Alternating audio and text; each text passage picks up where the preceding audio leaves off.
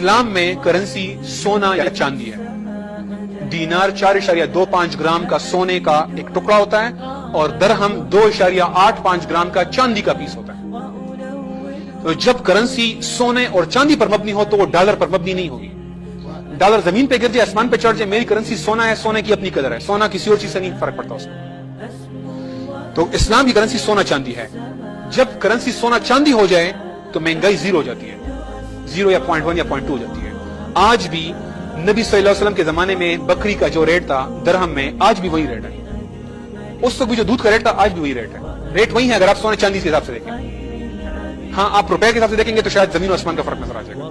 سو اگر کرنسی سونے چاندی پر مبنی ہوگی تو وہاں پہ آٹومیٹیکلی مہنگائی ختم ہو جاتی ہے. تو پھر یہ لوگ جو کہتے ہیں نا سود نہ لے تو کیا کریں یار, قیمت قدر ختم ہو رہی ہے, یہ مسئلہ بھی ختم ہو جاتا ہے. سو اسلام یہ کرتا ہے. ویسٹ کیا کرتا ہے؟ ویسٹ نے تو پہلے 1944 تک دنیا بھر میں سونے والی کرنسی تھی.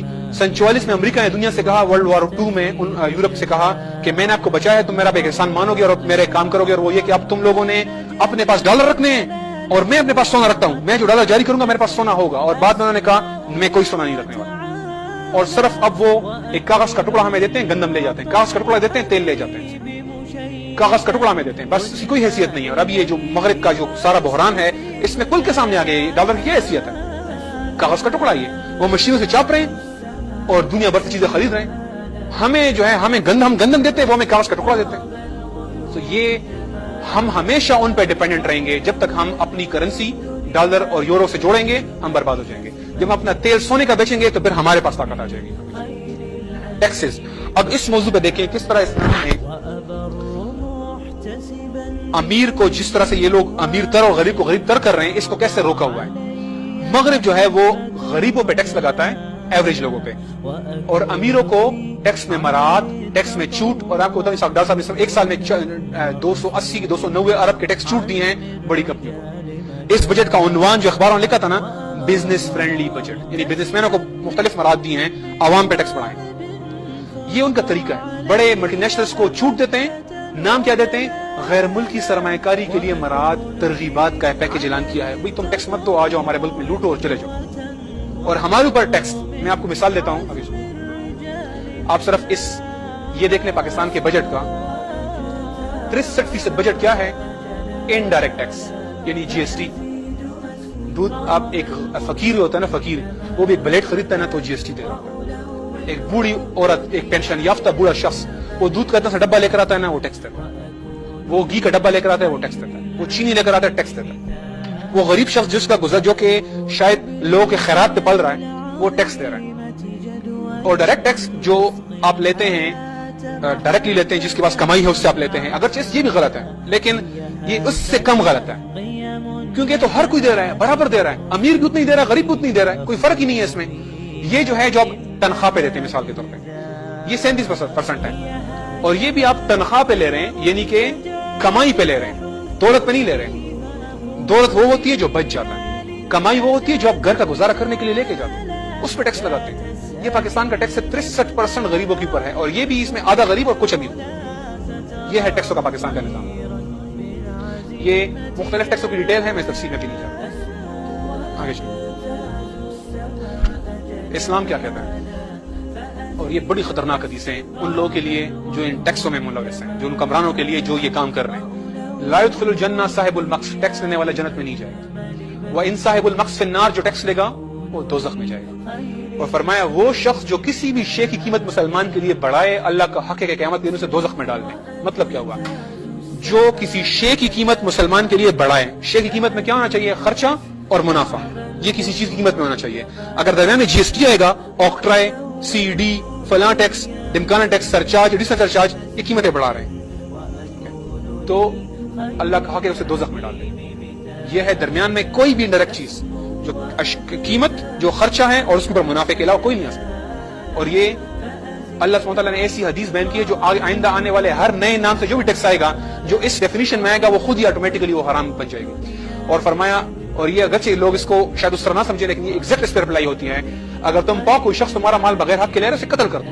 کوئی حق نہیں ہے ان لوگوں کا آپ سے مال چھیننے کا, صرف زبردستی آپ سے لے رہے ہیں. جگہ ٹیکس آپ کے اوپر جو لگائے وہ انہوں نے ہر چیز کے اندر آپ سے شامل کر کے آپ سے ٹیکس لے رہے ہیں. میں یہاں پہ ایک چھوٹا سا چیز آپ کے سامنے رکھنا چاہتا ہوں. مجھے ذرا آپ ایک اندازہ لگائیں کہ اگر کسی بندے کی تنخواہ وہ سال 50,000 ہے اور وہ سالانہ 6 لاکھ روپے کماتا ہے تو اس کے اوپر وہ کچھ 10% ٹیکس دیتا ہے. اگر زیادہ ہے تو پھر تو ریٹ 30% اور 25% تک پہنچ جاتا ہے, اس کو چھوڑ دینے. اس کے بعد آپ جب جو شاپنگ کرتے ہیں اس پہ 17.5% آپ سب پہ GST دیتے ہیں. جو آپ بجلی کا بل دیتے ہیں اس کے اوپر کم از کم کوئی 150-200% ٹیکس ڈالے ہوئے انہوں نے مختلف ناموں سے, اور آخر میں سب نام ختم کر کے ایک ہی نام رکھ دیا. اب سارے ضم کر دیے, ریٹ کے اندر ضم کر دیے. بجلی کا بل, گیس کا بل, PTCL کا بل, آپ کا جو گھر کا ٹیکس ہے, جو آپ کا پراپرٹی ٹیکس ہے, جو آپ کا سیس ہے, جو آپ کے اس کے اوپر جو پانی کا جو ٹیکس ہے, اس کے علاوہ جو آپ گاڑی کہیں پارک کرتے ہیں اس کے اوپر آپ کو ٹیکس دینا پڑتا ہے. جو آپ راستے میں جاتے ہیں ٹول ٹیکس, جو آپ گاڑی کا لائسنس بناتے ہیں اس کا ٹیکس, ڈرائیونگ لائسنس کا ٹیکس, ہر سال کا جو گاڑی کا جو ٹوکن ہے وہ الگ ہے. پھر اس کے بعد جب آپ کہیں پل پہ سے گزرتے ہیں تو ٹول الگ سے دیتے ہیں. اگر کسی ریسٹورینٹ چلے جائیں 12% ٹیکس وہاں پہ دیتے ہیں. یعنی آپ یہ لسٹ اٹھاتے جائیں, آپ کی تنخواہ آدھو آدھ آپ سے وہ ٹیکس لے رہے ہیں, آپ کو پتہ بھی نہیں چلتا. آپ کہتے ہیں میں شاید 8% ٹیکس دے رہا ہوں, میں 12% ٹیکس دے رہا ہوں, میرا 15% کٹ رہا ہے. 15 نہیں کٹ رہا, 15 تو ڈائریکٹ وہ ہاتھوں ہاتھ لے جاتا ہے نا آپ سے. باقی جو ساری جو لسٹ ہے, پھر جو سارے کارخانےداروں سے جو آپ مال لیتے ہیں, وہ کارخانےدار جو ٹیکس دیتا ہے کیا وہ جیب سے دیتا ہے؟ وہ آپ سے پورا کرتا ہے, قیمت میں ڈالتا ہے کہ نہیں ڈالتا؟ وہ جو بجلی کا بل دیتا ہے اس کے اوپر ٹیکس ہے, وہ کہاں سے پورا کرتا ہے؟ آپ سے نہیں پورا کرتا. اگر آپ دیکھیں پوری گمبھیرتا ہے اور آپ کو ٹیکسوں میں انہوں نے کچرا ہوا ہے, ہر جگہ سے آپ کو ٹیکس میں جکڑا ہوا ہے, جو آپ ٹیکسوں کے ٹیکس آپ دے رہے ہیں اور آپ کو اندازہ بھی نہیں ہو رہا. ان کو یہ ٹیکس اس لیے پسند ہے نا, یہ انڈائریکٹ ٹیکس, آپ کو پتہ نہیں چلتا, فیل نہیں ہوتا. آپ موبائل میں کسی کو گھر میں فون کرتے ہیں والدہ کو تو 25 روپے پہلے کٹ جاتے ہیں اور باقی کٹتے کٹتے آخر میں 42 روپے آپ سے پورے کٹتے ہیں. یہ سب کیا ہے آپ کے ساتھ ہو رہا ہے؟ آپ کو ٹیکسوں میں, جب اس لیے جس بندے کی تنخواہ 20,000 ہے نا, وہ اصل میں کوئی 8,000 روپے وہ ٹیکسوں میں دے رہا ہے, پھر 5-6 ہزار بجلی کے بلوں میں دے رہا ہے. اس کے بعد کیا بچتا ہے اس کے پاس؟ سو لوگ غریب نہیں ہوں گے اس نظام میں. سود, آگے سود کے بارے میں زیادہ تفصیل سے ڈسکس, ایک فگر کے علاوہ میں ڈسکس اس لیے نہیں کرتا کہ الحمدللہ اس کے بارے میں علماء اکثر ذکر کرتے رہتے ہیں اور اس کی ہمیں وعید کے بارے میں بڑی حد تک اندازہ ہے کہ کتنی سخت چیز اور اللہ رسول کے ساتھ اعلان جنگ ہے. سو میں آگے چلوں گا, ایک فگر میں سب ڈسکس کرنا چاہتا ہوں. پاکستان اس سال ابھی جو بجٹ آیا جو بھی پاس نہیں ہوا, 1325 ارب قرضوں کی ادائیگی میں نہیں, صرف سود میں اتنا رہے. پاکستان کا دفاع کا بجٹ 800 ہے, پاکستان کا پورے ملک کی ترقی کا بجٹ 900 ارب ہے.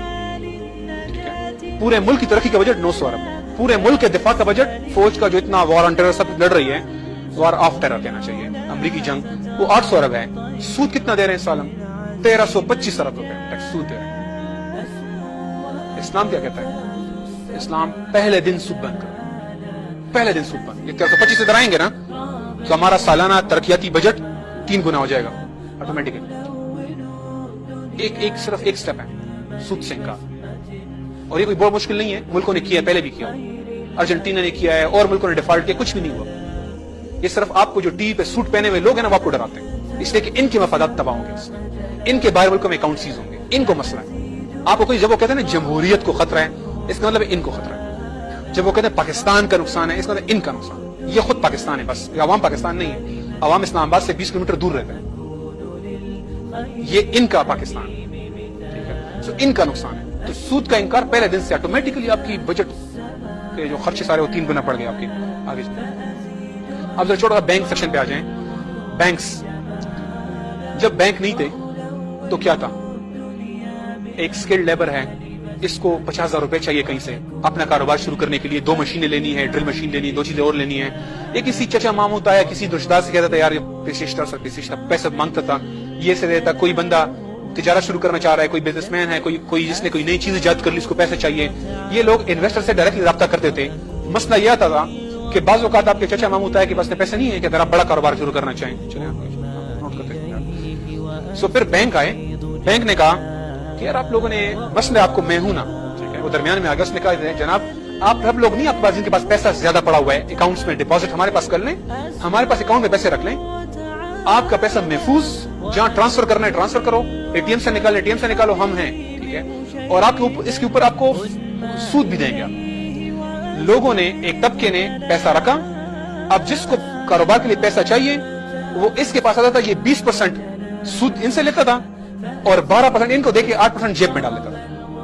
ان سے 20 واپس ان کو 12, 8 جیب میں. तो बैंकों का मुनाफा।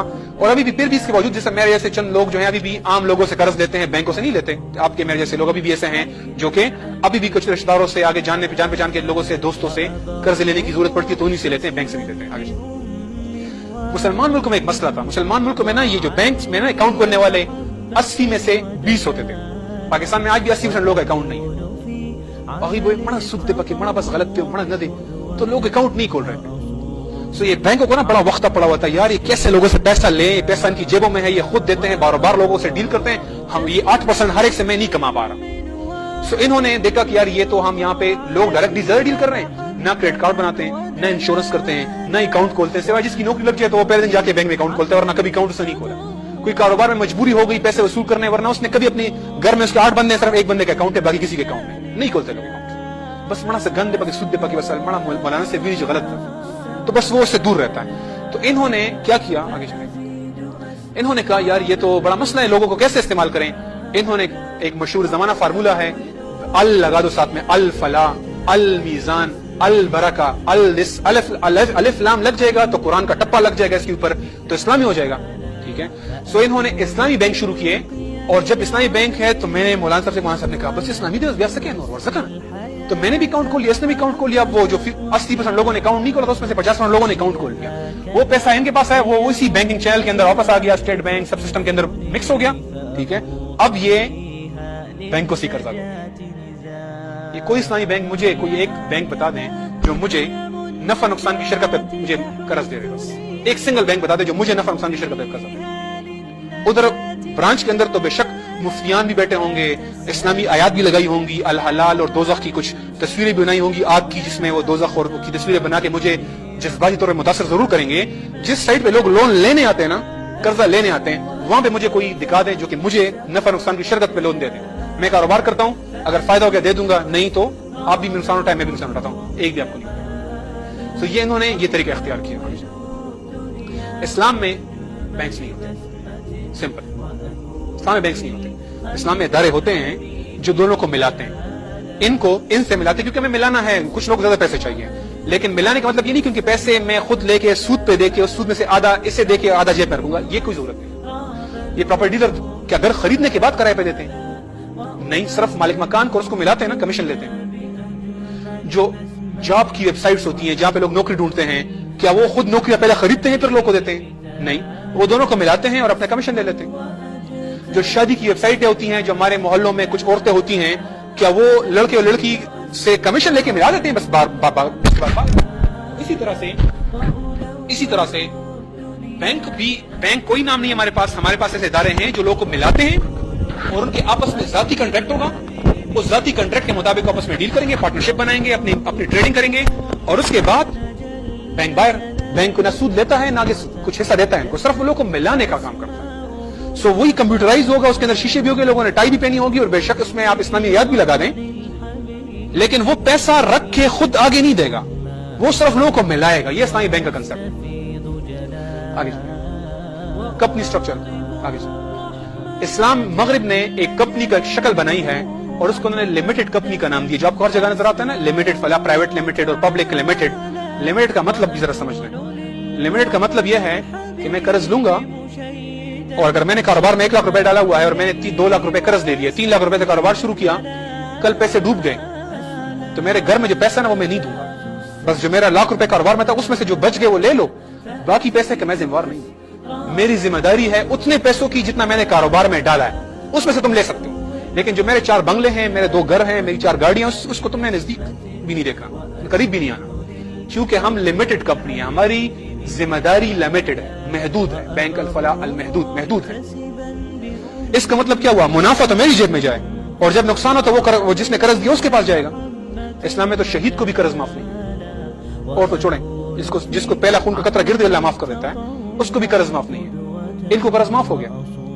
ये वही सेट मेंटेलिटी है कि मेरे पास, मैं कभी गरीब ना हो जाऊं, सो मुनाफा मेरे पास आएगा और जब मुकम्मल नुकसान होगा तो मेरी बाकी 5 कंपनियां, 10 घर, 5 फैक्ट्रियां और सब बच जाएंगी, क्योंकि मैं उनमें से नहीं दूंगा, सारा नुकसान ये खुद भुगतेगा। सो ये अगेन आपको वो मेंटालिटी नजर आती है लिमिटेड कंपनीज का। इस्लाम में कंपनीज की शक्ल बिल्कुल डिफरेंट है और वो उसके 5 किस्में हैं जो कि अगेन अलग तफसील है, मैं उस पर भी नहीं जा सकता। स्टॉक एक्सचेंज, इस्लाम में कोई स्टॉक एक्सचेंज नहीं होगी, बल्कि सारा पैसा इंडस्ट्री के अंदर आएगा। یہ موجودہ شیئر خریدو بیچو خریدو بیچو خریدو بیچو، کیا کاروبار ہو رہا ہے؟ یہ کیا کاروبار ہے؟ کاروبار تو یہ ہے کہ میں نئی دکان بنائی، میں نے کسی سے پیسہ لیا، نئی دکان بنائی، یہ کاروبار ہے۔ میں نے کسی سے پیسہ لیا، نئی فیکٹری بنائی، یہ کاروبار۔ میں نے ایک نیا برانچ کھولا، یہ نیا کاروبار۔ ایک برانچ پہلے سے بنا ہوا ہے، ایک فیکٹری پہلے سے بنی ہوئی ہے، اس کے ملکیت کا ایک کاغذ ہے، اس طرح زمین کے پلاٹ کا کاغذ ہے، اور وہ پلاٹ میں تمہیں بیچوں، تم مجھے بیچو، میں اسے بیچوں، یہ مجھے بیچے پھر میں اسے بیچوں، اس میں کیا کاروبار ہے؟ یہ تو جواری ہے۔ جواری لفظ میں اس طرح نہیں سمجھنا چاہتا، لیکن یہ کاروبار نہیں ہے، ملک کی کوئی ترقی میں کوئی کردار نہیں ہے اس کا۔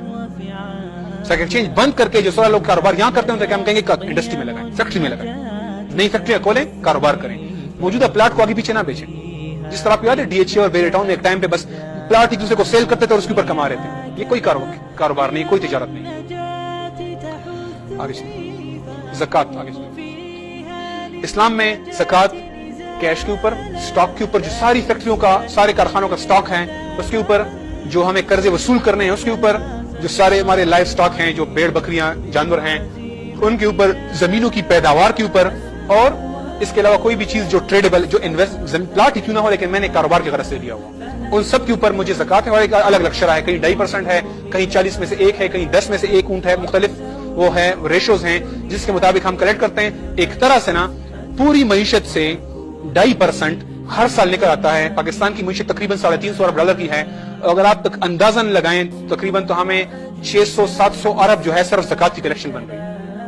صرف زکات کی کلیکشن ہمارے پاکستان میں اتنی بنتی ہے۔ اور یاد رکھیں لوگ زکات نہیں چھپاتے، ٹیکس تو ہے نا، لوگ تو 10 طریقے نکالتے ہیں کہ ٹیکس میں نہ دوں، لیکن زکات کے لیے ایک دن بیٹھ کے سارا حساب کتاب کر کے خود بیٹھ کے کوئی اسے کچھ نہیں کہتا، وہ خود کر کے اس کے اوپر آخر میں تھوڑا اوپر بھی دے دیتا ہے کہ یار غلطی نہ ہو جائے، اللہ کو جواب دینا ہے۔ تو زکات کوئی نہیں چھپاتا، ٹھیک ہے۔ سو مجموعی طور پہ آف کورس کچھ لوگ ہوں گے، میں چندوں کی بات نہیں کر رہا، ہمیں معاشرے کی مجموعی حالت کے مطابق لوگ زکات اپنی دیتے ہیں۔ سو یہ زکات ایک بہت بڑی کلیکشن ہے پاکستان کے لیے، اور پاکستان میں تو ابھی عشر کا حصہ بھی میں نہیں کیا جس کے اوپر کافی بڑی رقم اس کی بنتی ہے۔ غیر ملکی قرضے، غیر ملکی قرضے جو ہیں، میں آپ کو ایک مثال دیتا ہوں۔ نائجیریا نے $3.5 ارب کا قرضہ لیا تھا 1980 میں، 1985 میں وہ 5.8 ارب ہو گیا، 98 میں 20 ارب، اور آج وہ 27 ارب کا ہو گیا۔ اس وقت جو سارے ممالک جنہوں نے قرضہ لیا ہے نا، ایک دو بڑی انٹرسٹنگ فگرز ہیں، ہر $1 کے بدلے وہ $13 دے چکے ہیں، ہر $1 کے بدلے وہ $13 دے چکے ہیں۔ اس وقت ایک قرض کے اوپر ایوریج 41 شرطیں ہیں، اور جو افریقن جیسے ملک ہیں نا جو بہت کمزور ہیں، وہاں ایک قرض کے اوپر 114 شرطیں۔ سو یہ قرض نہیں ہے، یہ استعمار کا جال ہے۔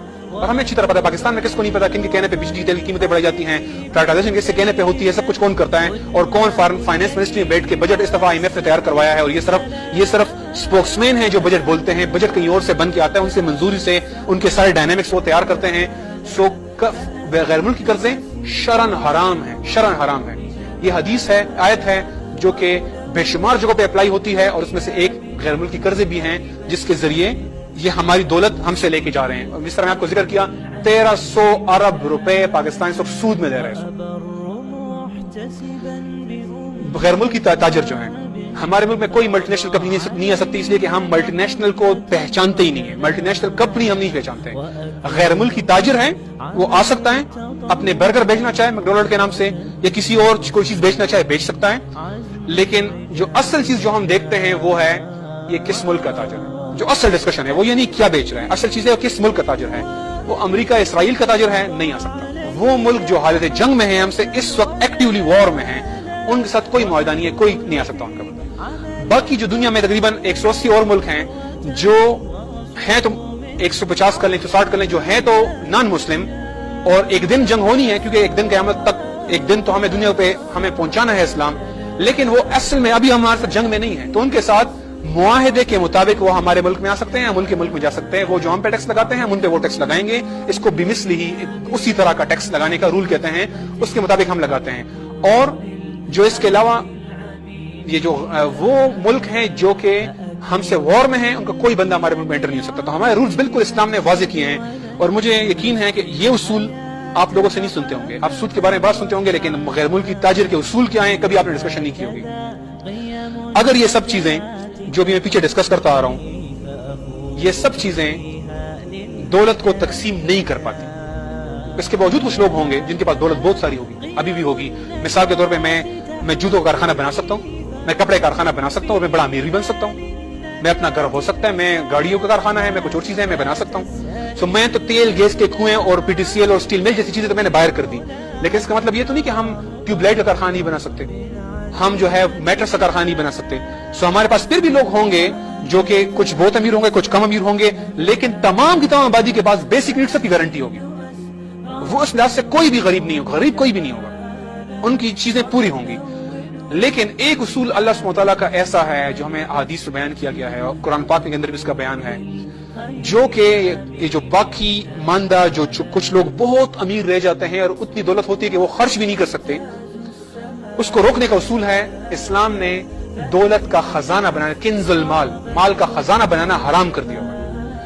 آپ یاد ہے اصحاب الصفہ کے بارے میں، یہ وہ صحابی تھے جو کہ مسجد میں ہی مدرسے میں پڑھے رہتے تھے اور وہیں پہ بڑے غربت اور تنگ دستی میں اور ادھر ہی وہ اسلام کی چیزیں سیکھتے تھے اور ان لوگوں کو تمام صاحبوں کے خیال رکھتے تھے کیونکہ یہ ہر وقت علم میں مگن ہوتے تھے اور علم حاصل کرتے تھے. ان میں سے ایک اصحاب صفہ تھے، ان کے جب انتقال ہوا تو ان کی جیب میں 2 اشرفیاں نکل آئی، تو نبی صلی اللہ علیہ وسلم نے کہا یہ اس کے لیے آگ ہے. 2 اشرفیاں. تو وجہ کیا تھی؟ جب پوچھا گیا تو آپ نے بیان کیا کہ اس لیے کہ اس نے مال جمع کیا. اب اس سے بڑا خطرناک ایک اینگل نکلتا ہے اس سے، اور وہ یہ ہے کہ بلا ضرورت، یہ لفظ ذرا فوکس کر لیں، بلا ضرورت ایک سنگل دینار بھی جمع آپ نہیں کر سکتے. یا آپ نے اپنے اوپر خرچ کریں، 10 شرٹیں خریدیں، اچھا گھر لیں، اچھی گاڑی لیں، کوئی منع نہیں ہے. آپ اپنے اوپر خرچ کریں، کاروبار میں لگائیں، رشتہ داروں کو دیں، یا اپنے اسپینڈ کر آپ کسی کو دینا، اسٹیٹ آف واپس لے لے گی. پیسہ بند نہیں ہو سکتا، مال بند نہیں ہو سکتا. ضرورتاً ہو سکتا ہے بیٹی کی شادی ہے، مجھے کوئی جگہ پہ گھر پہ کنسٹرکشن کرنی ہے، پیسہ میں نے جمع کیا 2 لاکھ 4 لاکھ 50 لاکھ 60 لاکھ، ضرورتاً جمع ہو سکتا ہے، خواہ وہ 1 روپے ہو یا 10 لاکھ ہو یا 10 کروڑ ہو، لیکن بلا ضرورت 1 روپے بھی جمع نہیں ہو سکتا. نیت کا تعلق ہے، نیت کا تعلق ہے. سو ضرورت کے بغیر 2 اشرفیوں پر عذاب کی آپ نے بتایا. قرآن پاک کی بڑی واضح آیات ہے، جو مال کو جمع کرتے ہیں، گنتے ہیں اور خرچ نہیں کرتے، بڑا کھل کے آیات ہے اس کے اوپر. سو اب اگر ایک شخص، آپ کو لازماً یا کاروبار میں لگانا پڑے گا، آپ نئی فیکٹری لگائیں، کاروبار میں لگائیں، آپ اور کمائیں اور لگائیں اور کمائیں اور لگائیں. نہیں دینا چاہتے زکات کے علاوہ کوئی چیز مت دیں، اگرچہ بڑا اجر کام ہے لیکن نہیں دینا چاہتے، فرض نہیں ہے نہ دیں. لیکن پیسہ بند نہیں ہوگا کہیں بھی، پیسہ کاروبار میں لگے گا.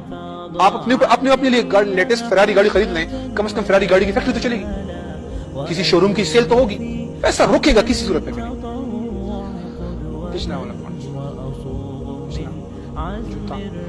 اور دوسری چیز پرائس فکسنگ، یہ جائز نہیں ہے. یہ جو قیمتیں مقرر کرتے ہیں یہ کاروبار کو برباد کر دیتا ہے. قیمت اپ ڈاؤن ہو سکتی ہے based on supply and demand. Supply demand پہ قیمت اپ ڈاؤن ہوگی، آپ زبردستی نہیں روک سکتے. حکومت کو سپلائی کھلی رکھنی چاہیے تاکہ قیمتیں خود ہی نیچے ہوں. یہ نہیں ہو سکتا کہ دکاندار 100 کا خریدے اور آپ کہیں 80 کا بیچو، یہ نرخنامہ لگ گیا. سو حکومت کو ریٹ کم کرنا ہے، سپلائی بڑھائے، امپورٹ کھول لے. جن لوگوں نے ملی بھگت کی ہے دکانداروں کو، ان کا توڑے، گودام میں ذخیرہ اندوزی کی ہے ان کو پکڑے، لیکن ریٹ کھلا ہوگا. اب آخری سے ہم آ رہے ہیں، عوام کی بیسک نیڈ ویسٹ گارنٹی نہیں کرتا. آپ کو شاید یہ ابھی چند دنوں کی بات ہے، مغرب نے اب سڑکوں پہ جو فٹ پاتھ ہے نا اس کے اوپر اس طرح ہکس بنانے شروع کر دیے ہیں کہ یہاں پہ وہ لوگ رات کو سوتے ہیں جن کے گھر نہیں ہیں اور یہ سڑک کو گندا کر دیتے ہیں. اس لیے انہوں نے فٹ پاتھوں کے اوپر ہکس لگانے شروع کر دیے تاکہ لوگ یہاں پہ سو نہ سکیں. بیسک نیڈ گارنٹی نہیں ہے ویسے، ان کا جو نظام ہے اس میں نہیں ہے. انہوں نے بعد میں ایڈ کیا تھا کچھ ٹائم کے لیے، 60 سالوں کے 1940 سے لے کر سن 2000 تک، لیکن پھر واپس ختم کر رہے ہیں کیونکہ اس وقت روس کا خطرہ تھا. اس لیے انہوں نے اپنے لوگوں کو بیسک نیڈ گارنٹی کرنے کا وعدہ ویلفیئر اسٹیٹ کا نام لیا تھا اور حضرت عمر کا نام لیا تھا انہوں نے، لیکن ان کے نظام میں نہیں ہے. ان کا نظام ڈاکٹر اسمتھ نے بنایا، وہ کہتا ہے کہ کوئی ضرورت نہیں ہے. جو غریب ہے وہ سست ہے، سر یہ اس کی غلطی ہے، اور جو امیر ہے وہ سمارٹ ہے، وہ جینیس ہے، وہ ہوشیار ہے، اس کا حق ہے. اس کو کہتے ہیں انویزیبل ہینڈ، کہتے ہیں کہ ایک انویزیبل ہینڈ ہے جو خود دولت تقسیم کرتا ہے. ہمیں مداخلت نہیں کرنی چاہیے، غریبوں میں نہیں بانٹنا چاہیے. یہ سستوں کو آپ اور سست بنا رہے ہیں، اس لیے غریبوں کو ہم نہیں دیں گے، یہ غلط اصول ہے، ان کو خود کمانا چاہیے. اور تو اسلام بیسک نیڈ گارنٹی کرنے کی بات کرتا ہے. یہ اسٹیٹ کے آمدنی کے وسائل ہیں، جو کہتے ہیں ٹیکس نہیں لوگے تو پھر کیا کرو گے. یہ وسائل ہیں اور تفصیل میں کوئی پوچھے گا تو میں تفصیل میں چلا جاؤں گا، ابھی میں نہیں جا رہا. لیکن اس میں سے ایک وسیلہ ہے صرف یہ والا، یہ حما. یہ وسیلہ پوری مسلم ورلڈ کے تمام ضرورتوں کے لیے ابھی بھی 10 گنا سے اوپر ہے. یہ ہے تیل گیس کے وہ کنویں جو کہ عوام کی پراپرٹی ہے. اس میں عوام کی ضرورت پورا کرنے کے بعد آپ باقی ایکسپورٹ کرتے ہیں اور اس کی آمدن سے ملک چلاتے ہیں. آج بھی پورے عرب ملکوں کا تیل جو ہے وہ اتنا ہے کہ وہ ہم پوری دنیا کے مسلمانوں سے کاٹ سکتے ہیں، وہ ویسے بھی بہت کم ٹیکسز لگائے ہوئے ہیں، ابھی بھی اس میں سے 80% یہ لوگ کاٹ چکے ہیں اور 20% لوگوں پہ خرچ کرتے ہیں، پھر بھی ہم نے ریت کے اندر جو ہے نا محل کھڑے کر دیے ہوئے ہیں۔ اتنی دولت ہمارے پاس مسلمانوں کے پاس موجود ہے، جو تیل، گیس، کوئلہ اور جو ذخائر ہیں یہ عوام کا ہیں، اس میں سے جو عوام کو دینے کے بعد جو بچتا ہے ہر وقت آپ کے پاس ہوگا، وہ آپ سیل کرتے ہیں باہر ملکوں کو، اور اس کی آمدن is more than enough to meet all our needs, ہماری ساری ضروریات کے لیے آلریڈی انف ہے۔ ختم ہو گیا۔ اوکے، اس کے علاوہ کاپی رائٹس اور پیٹنٹ لاز شرعن کوئی گنجائش نہیں ہے، اس کے بارے میں واضح حدیث ہے، ایک عائشہ رضی اللہ عنہا سے روایت ایک حدیث موجود ہے اس کے اوپر۔ اس لیے جب کوئی شخص، یہ بل گیٹ کو حق نہیں ہے کہ وہ ہمیں ایک ونڈو 18,000 روپے کی سیل کرے اور دنیا کا امیر ترین آدمی بن جائے، نہ کسی اور کو یہ حق ہے۔ پیٹنٹ کاپی لاز کوئی نہیں ہے اسلام میں، ٹریڈ مارک ہے، کسی اور کا نام آپ نہیں چوری کر سکتے، آپ اپنے پانی کا نام نیسلے نہیں رکھ سکتے، لیکن نیسلے یا کوئی دوائی بھی کمپنی یہ نہیں کہہ سکتی کہ جناب اس طرح کی دوائی آپ نہیں بنا سکتے، یہ فارمولہ آپ نہیں بنا سکتے، اس طرح کا سافٹ ویئر نہیں بنا سکتے، اس کی کاپی نہیں کر سکتے، کتاب کو فوٹوسٹیٹ نہیں کر سکتے، یہ نہیں ہے اسلام میں جائز۔ تفصیل کوئی پوچھے گا تو میں اس کے دلائل پہ انشاءاللہ بات کروں گا۔ یہ بجٹ کے 8 مختلف مصارف ہیں جہاں پہ اسلام بجٹ استعمال کرتا ہے۔ اوکے، مغرب میں تمام فیصلے کون کرتا ہے؟ مغرب میں فیصلہ سازی مختلف طرح کے فیصلے ہیں، ٹیکنیکل فیصلے ہیں، عوامی امور ہیں اور کچھ نظاموں کے فیصلے ہیں، تمام کے تمام۔ میں مغرب لفظ استعمال میں نے غلط کیا، آمیریت کے اندر نظام کا فیصلہ کہ نظام کیسے ہوگا، عوام کے مسائل کے بارے میں فیصلہ اور ٹیکنیکل امور کے بارے میں فیصلہ، تمام کا تمام ایک حکمران شخص کرتا ہے۔ جمہوریت کے اندر فیصلے جو ہے، نظام کیا ہوگا، ایک ایلیٹ گروپ ہے جو MNAs کا، جاگیردار اور سرمایہ کا گروپ ہے، وہ فیصلہ کرتا ہے۔ عوام کے امور میں کیا ہوگا، وہی ایلیٹ گروپ فیصلہ کرتا ہے، اور ٹیکنیکل مسئلوں میں کون فیصلہ کرتے ہیں، وہی ایلیٹ گروپ فیصلہ کرتا ہے۔ ایک طبقہ ہے، ایک سامراجی استحصالی طبقہ ہے، سارے فیصلے وہ کرتا ہے۔ اسلام میں نظام کا فیصلہ خلیفہ نہیں کرتا، وہ شرع نہیں کیا ہوا ہے، خلیفہ چاہے بھی تو چینج نہیں کر سکتا۔ جو میں نے آپ کو پیچھے احکامات بیان کیے، یہ اللہ سبحانہ وتعالیٰ کے احکامات ہیں، خلیفہ نہیں چینج کر سکتا، خواہ وہ امیر معاویہ ہو، ولید بن مالک ہو، یا وہ حضرت عمر صلی اللہ عنہ ہو، یا وہ خلیفہ عبدالحمید ثانی ہو، سلیمان القانونی ہو، کوئی بھی اس کو چینج نہیں کر سکتا۔ رول یہی ہوگا۔ جو عوامی مسئلے ہیں اس میں عوام کی میجورٹی فیصلہ کرتی ہے کہ آپ کے علاقے میں پہلے روڈ چاہیے کہ آپ کو پہلے اسپتال چاہیے، جو لوگ کہیں گے وہی چلے گا، اس میں خلیفہ زبردستی نہیں کرے گا، نہ شرع نے کہا ہے کہ آپ نے لوگوں کو اسپتال پہلے دینا ہے، اس میں عوام کی مرضی چلے گی۔ ڈیم کی بلندی کتنی ہوگی، ایٹمی طریقے سے بنائیں کہ سولر طریقے سے بجلی بنائیں، اور اس طرح کے جو مسئلے ہیں، یا چناب 2 یا چناب 3 کا جو نیوکلیر پلانٹ ہے اس کے اندر پلوٹونیم کا بم بنائیں، یا ہم یورینیم کا بم بنائیں، یہ فیصلہ جو ہے ایکسپرٹ کرتے ہیں، خلیفہ کرتا ہے ایکسپرٹ کے مشورے سے، عوام سے بھی نہیں پوچھتے ہم، اور نہ ہی ہم پوچھتے ہیں یہ مجلس الامہ جو پارلیمنٹ ہے ان سے بھی نہیں پوچھتے۔ تو 3 طرح کے فیصلے ہیں اسلام میں اسپیسیفک، اور ہر ایک میں الگ الگ اختیار ہے کون کرتا ہے۔ سو اصل میں جو جڑ ہے مسئلے کی، جو سب سے بڑا کرپشن کا اڈا ہے، جو سب سے بڑا ایریا ہے جہاں پہ سارا فراڈ ہماری قوم کے ساتھ اور پوری ملک دنیا میں، امریکہ یورپ میں بھی ہو رہا ہے، انڈیا جاپان میں بھی ہو رہا ہے، اور آسٹریلیا اور جرمنی میں بھی ہو رہا ہے، اور وہ ہے قانون سازی۔ یہ جو ہمارے کچھ لوگ نا ٹیکو کے اندر کچھ پیسے کھاتے ہیں، یہ بڑے چھوٹے مسئلے ہیں، ہمیں بڑے مسئلے آتے ہیں، یہ بڑے چھوٹے کرپشن ہے۔ اصل کرپشن تو یہ ہے کہ آپ نے گاڑیوں کی امپورٹ پہ پابندی لگا دی اور 3 سیٹ کما رہے ہیں، آپ نے کوئی ٹیکے پیسے نہیں دیے، گاڑی کی امپورٹ بند کر دی۔ اصل جڑ تو یہ ہے کہ آپ نے GST لگا کے لوگوں سے کما رہے ہیں اور وہ کچھ ایلیٹ گروپوں کو آپ دے رہے ہیں۔ قانون ہے، بس قانون کے مطابق آپ چل رہے ہیں، قانون خود بناتے ہیں آپ، حلال حرام آپ کے ہاتھ میں۔ میں اکثر کی چھوٹی سی مثال دیتا ہوں، اگر ایک بندے کا کھولنا ہو یا اس نے اپنے علاقے میں شراب کا ایک جگہ کھولنی ہو، اس کو SHO کو ملانا پڑتا ہے، اس کو SHO کو ملانا پڑے گا، مہینے کے 15, 20, 50 ہزار روپے اس کو دینے پڑیں گے۔ لیکن یہ تو 2-4 لاکھ کما لیں گے آپ اس سے مہینے کے۔ اگر اصل کرپشن کرنی ہو تو یہ ہے کہ آپ اسمبلی پہنچ جائیں اور کہیں شراب جائز ہے، بس ختم۔ قانون آپ کی جیب میں ہے، آپ جو قانون بنانا چاہیں کہیں، جو کچھ ہوا صدی ترمیم میں پاس کر لیا، ٹیررزم بل میں پاس کر لیا، جو کرنا چاہیں کریں، آپ کے ہاتھ میں حلال و حرام کا فیصلہ ہے۔ سو یہ ہے، یہ سارے جو کرپٹ لوگ نا MNAs اسمبلی میں پہنچتے ہیں، اس کی وجہ یہ نہیں ہے کہ ہمارے عام عوام کرپٹ ہے، اس لیے کہ وہاں پہ شہد کا چتا ہے اور شہد کی مکھی ادھر پہنچ کے رہے گی، آپ اس کے اوپر گریجویٹ کی شرط لگا دیں، آپ اس کے اوپر ڈگری کی شرط لگا دیں، آپ اس کے اوپر نیک پرہیزگار نمازی کی شرط لگا دیں، وہ سب کر لے گا، اس نے وہاں پہنچنا ہے، اس لیے کہ وہ شہد کا چتا وہاں پہ ہے، وہ شہد کے چتے تک پہنچ کے رہے گا۔ جس دن آپ قانون سازی ادھر سے نکال لیں اور آپ کہیں اللہ کا احکامات نافذ ہوں گے، جو ادھر بیٹا ہے کوئی کچھ نہیں کر سکتا۔ آپ ان لوگوں سے کہیں نا، شیخ رشید سے کہیں اور یہ قصوری اور قریشی سے کہیں یار اسمبلی میں کھڑا ہو جاؤ، کہے گا یار میرا کیا رکھا ہوا ہے وہاں پہ، میں کیوں جاؤں؟ یاد ہے آپ کو جب یہ ناظموں کے پاس پیسے شفٹ ہو گئے تھے تو بہت سے مینیج نے ریزائن کر کے ناظم بن گئے تھے. سو جب آپ وہاں پہ اختیار ہٹا دیں گے نا، وہ اختیار، تو خود ہی پاکیزہ اور مطہر لوگ آنے شروع ہو جائیں گے. اور جب تک وہ جڑ ہے کرپشن کی، تو آپ جو شرطیں لگانا چاہیں نا لگا دیں، فتوے لگانا چاہیں لگا دیں، ان لوگوں نے پہنچنا. پورے معاشرے میں 1% کرپٹ ہو وہی ادھر پہنچیں گے. اور آپ اسلام کا نظام لائیں، 99% کرپٹ لوگ ہونا معاشرے میں، 1% صحیح ہو 1% ہی وہاں پہنچیں گے، کیونکہ وہاں پہ وہ اختیار ہی نہیں ہے جہاں سے کرپشن ہو سکتی ہے. یہ آخر میں بس آخری سلائیڈ ہے، آخری سیکنڈ لاسٹ سلائیڈ ہے، جس میں پورا سٹرکچر ہے خلافہ کا، کہ خلافہ کا جو رولنگ سٹرکچر ہے وہ کیسا ہے. اور یہ آخری سلائیڈ ہے، اور اس سلائیڈ کا ایک پرسپیکٹو ہے، وہ یہ ہے کہ ہم اپنی محنت سے نظام بنا کے نا یہ نہیں سمجھتے کہ اس سے اللہ ہمیں کامیابی دلا دے گا. ہمیں امید اللہ سے ہی ہے، ہمیں بھروسہ اللہ کے وعدے پہ ہی ہے، اور اللہ سبحانہ وتعالیٰ کا وعدہ ہے جو ہمیں بیان کیا گیا ہے کہ اگر وہ نافذ کرتے تورات اور انجیل کو، اور جو کچھ اللہ کی طرف سے ان پر نازل کیا گیا تھا، تو ان کے اوپر سے برستا اور ان کے نیچے سے ابلتا. یہ ہے اللہ کا پرومس، جو بالکل سٹارٹ میں آیت بیان کی گئی کہ جو کوئی اللہ کے ذکر یعنی قرآن سننا سے منہ موڑے گا اس کی معیشت تنگ کر دی جائے گی. اور قرآن کی آیت ہے، بحر اور بر میں جو فساد برپا ہوا ہے یہ انسان کے اپنے اعمال کی کمائی ہے. یعنی جو نظام، جو غلط احکامات سے ہم یہ دنیا چلا رہے ہیں، یہ ریاستیں، ملک، معاملات، اخلاق، عبادات چلا رہے ہیں جس نظام سے، یہ اس کی کمائی ہے. یہ جو پوری دنیا ہاٹ گرم ہو رہی ہے، یہ اس انسان کے بنائے ہوئے نظام کی کمائی ہے.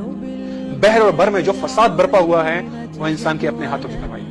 اس کا مطلب میں صرف اپنے ذاتی عمل نہیں لے رہا، یہ پوری دنیا جس نظام، قانون، قاعدے، اصول کے تحت چل رہی ہے، یہ کفر نظام ہے، تو یہ دنیا برباد ہو گئی ہے. اور اس حدیث سے میں ختم کروں گا.